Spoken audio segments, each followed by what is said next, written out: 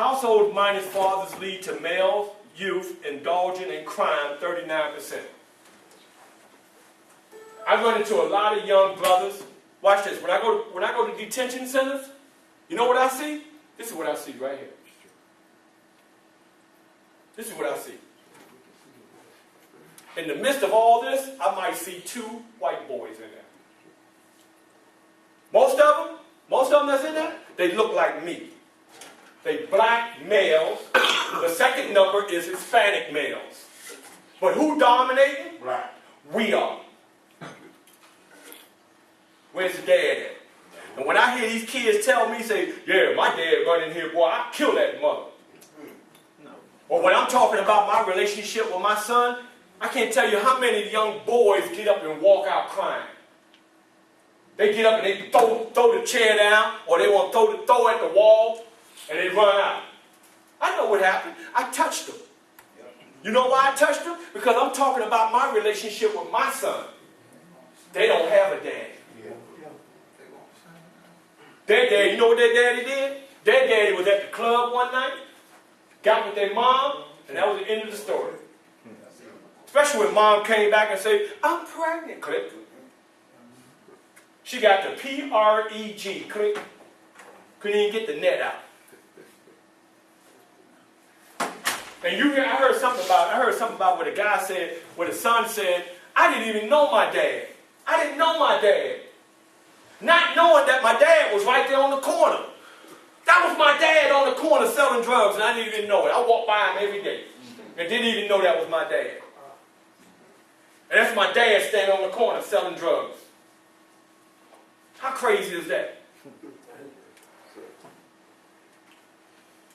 I relate to movies a lot because I like watching movies. Poetic Justice. Remember Poetic Justice? When your boy was dancing and whatnot? When your boy got out of prison, he was still there. Hey, give me a number, dog. Give me a number, man. Mr. Society. Oh, that, Not Mr. Society. no, that's Poetic Justice. That was South Central. That's South Central? I thought that was Poetic Justice when your boy went to jail. Yeah, I know that was, but on the corner there with your boy, what's your name? Oh, that was, what's the name of that movie again? Mr. Society. No. South Central. Dude. The dude that played on the Cosby, the light-skinned pretty boy. He said, CLB, baby, CLB. That's Jason Lear. Jason Lear, yeah, there you go. He played C4. There you go. You know what? I'm not going to talk on this subject no more. We're going to play Jeopardy. We're going to play Black Jeopardy. All right? Negro Jeopardy. All right. But that's what happens, though. Crime takes over. And to be honest with you, I was one of those criminals. Now, some of you all, but there was a show back in the day, you know what it was called? It Takes a Thief. Yeah. Robert Wagner. Yeah. Believe it or not, I learned how to be a thief watching that show. These hands right here, these hands were quick. They slow down. I'll bump into you in a heartbeat, boy. When I bump into you, say goodbye to your wallet. I got you. You know how big the street, anybody been in New York? Manhattan, you know how wide those streets is? That's from the where that table at to over here, that's one sidewalk. And you know what I should do? I should go downtown, get off that number 2 train, all right? Go upstairs on 34th Street. And everybody walking fast, you know what I do? Come here, big man. I ain't gonna do it to you, but I might hurt you. Come here, big man. And don't you hurt me, man. All right? Watch this. Just turn around and start walking. No. Come. Now turn around and just walk straight that way. I'm going to show y'all what I should do. Go ahead and start walking. I'll come up behind him. Boom. When I hit him like this, I got it. Wow. I got it. Just that cool. Thanks, man. Give my man a round of applause. Anybody ever play street football? I was fast. I used to be the wide receiver. Yeah, I used to be the wide receiver. But guess what? On 165th Street, 3rd Avenue, Washington Avenue, we in here playing street ball. I'll never forget that. I was always lined up on this way. By the time 5-1000, I'm gone. Touchdown. Well, guess what? I'm standing here, and I'm waiting on the quarterback. Guess who come walking down the neighborhood. I'm going to call it the neighborhood. case of wine. A white man. With a suit on. So you know what I did? And you know who the man was back then? Bruce Lee. And I had taken some lessons.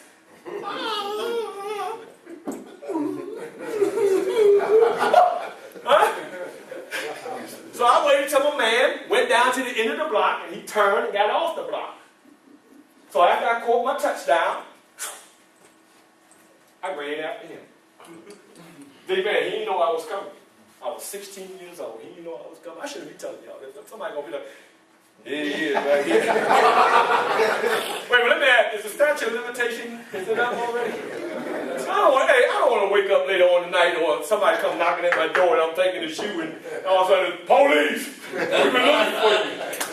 Remember that case one? Man, I'm going to somebody's jailhouse for something I did when I was 16. So anyway, my man, he turned the corner and I ran up and I threw, I jumped, what they call them? Not a roundhouse, but when you run up to that. Jump kick. Yeah. So I hit him in the back of the neck. He went down. I had no gun on me. I jumped on his back and I said, don't move, don't move. And I went in and got his wallet. He walking on the block talking, I'm dreaming of a white Christmas. You're going to come through the ghetto singing that. That's all. He had to be drunk.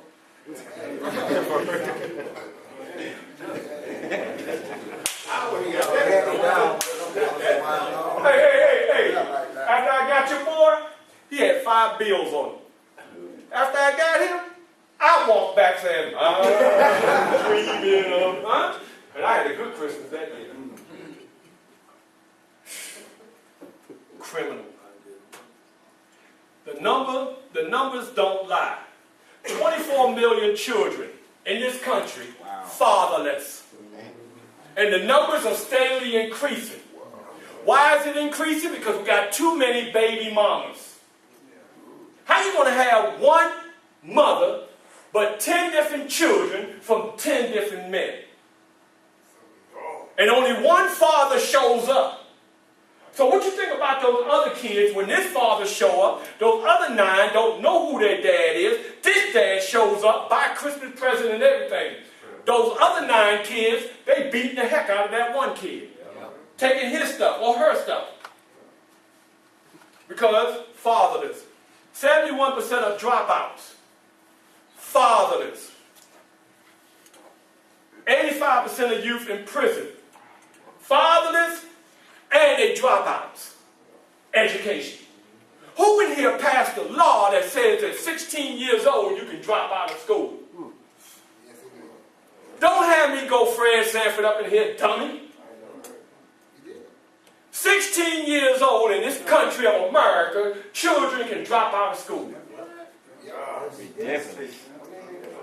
That law has been in effect for many years. Yeah. 16 years old, your child can drop out of school and nothing you can do about it.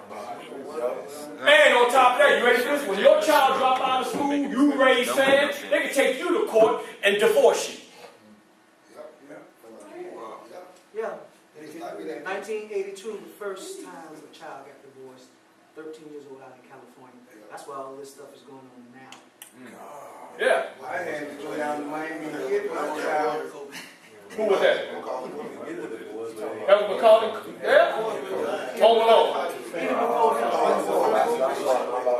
Yeah, white boy, yeah. And you know how, he's a grown man. He's a grown man now. You know how he looks?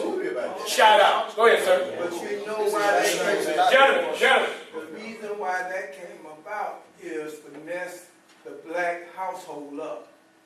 See, because if there's no father in the house, okay, for one, they got us with, you can't correct a child, you can't spank a child. Because black folks and Hispanics, we strong people that you see the whites in the supermarket, the whites, I'm going to take you to see a psychologist. Time out. Blacks time out and all that. Blacks and Hispanics didn't do that. Yeah. So that was one that ruined the black family. Okay, because now I can't discipline my child the way I was brought up. Yeah. Okay. The next thing is the reason why why we got such a high number, okay, why they threw in a child can divorce their parent or a child can drop out of school at the age of 16.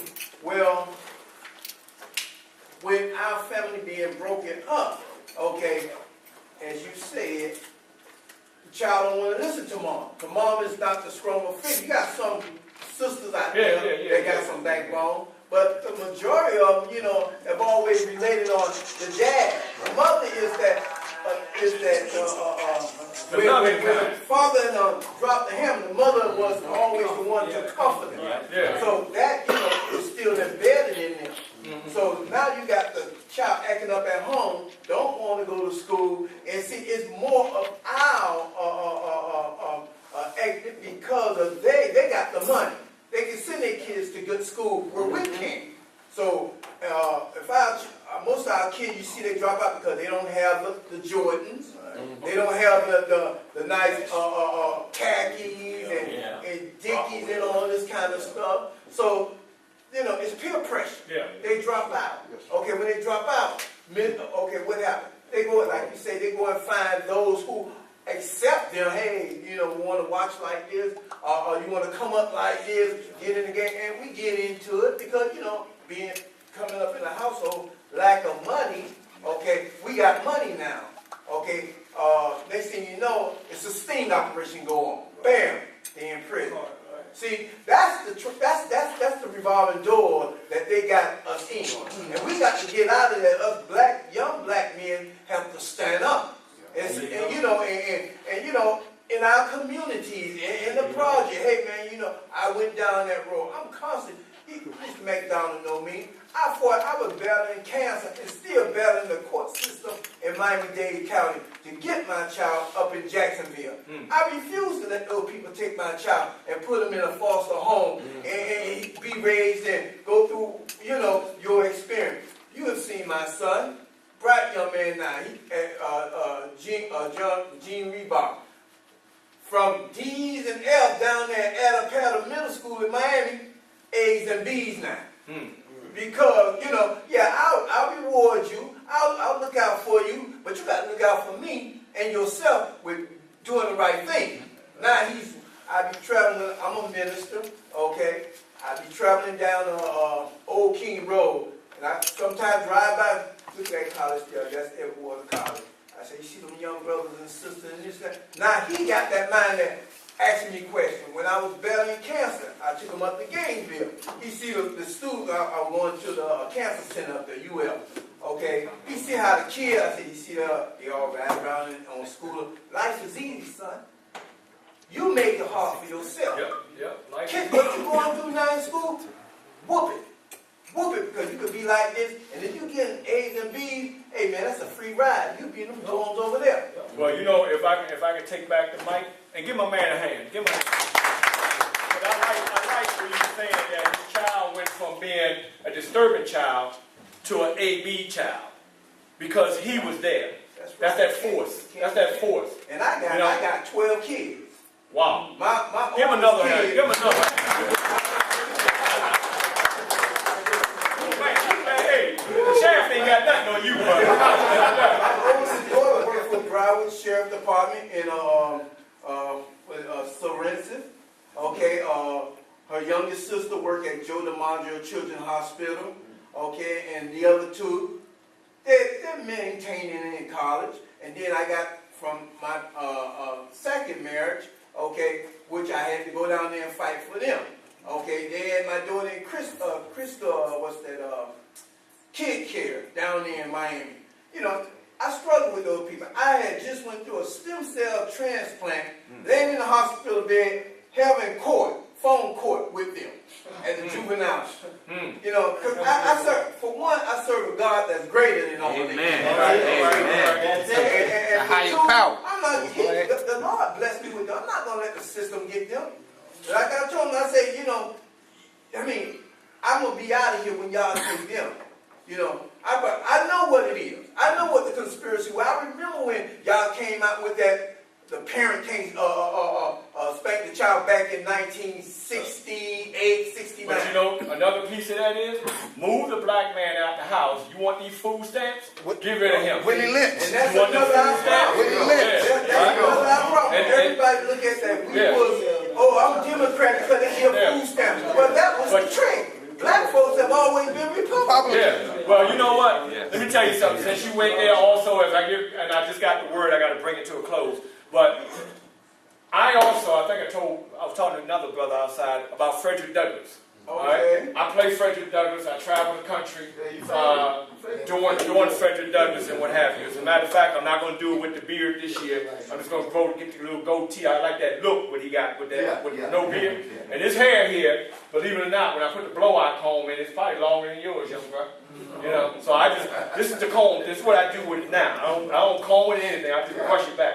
But the moral of the story is, get the man out the household, all right? Send him to jail, all right? And we will give you all the food stamps, EBT cards you want. All right? Just get him out the house. If you get him out the house because of his sternness, because of his strength, all right? Then we can make the rest of them weak. You feel me? So we'll give the mic to the woman. But we don't want you to have the mic because you're too stern, you're too firm, all right? And we want to get hold of your children and make your children what we want them to be. That's what they But the did with minute- slaves. Say what? That's what they did with the With Willie slaves. Lynch. And can But I the say minute, hold on, because I got to wrap up. But the minute we stand firm and stay where we belong to stay, right? Regardless of the circumstances, brothers, if I can say this, it ain't about you. It ain't about you. about them kids. It's